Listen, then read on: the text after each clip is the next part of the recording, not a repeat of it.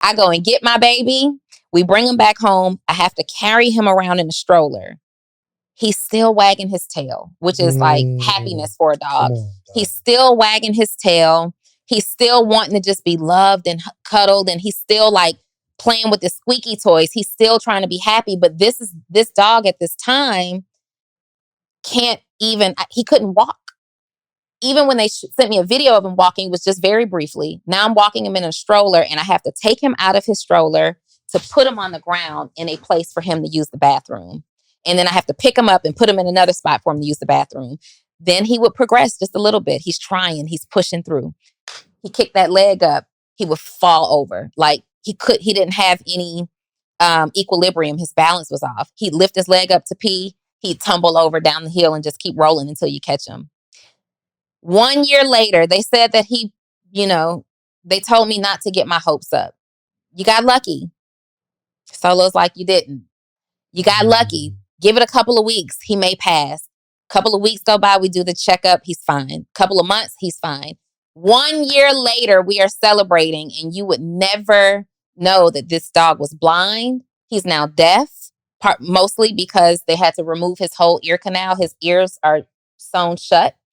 He's got a fractured leg that he's had since the day that I met him. He's got chronic allergies, and this dog still gets the job done. He still finds a way to just tap into his inner happiness, and nobody could make me put him to sleep. Like I looked at him, I was so emotional. I remember looking at him last year and saying, hey, I don't want to be selfish.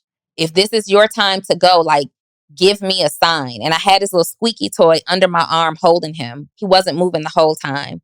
He mustered up the strength to lift his head and bite that chew toy. And that was my sign, like, oh, we fighting to the death of me. Like, whatever it takes. However much it costs, doctors, let's make this happen.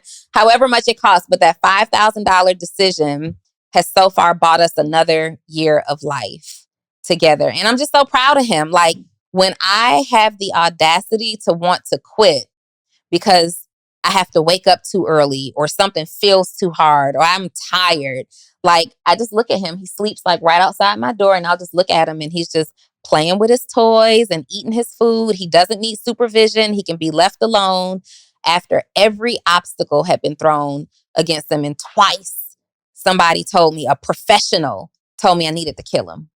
I needed to make the decision to end his life. To me, that just corresponds to entrepreneurship so much.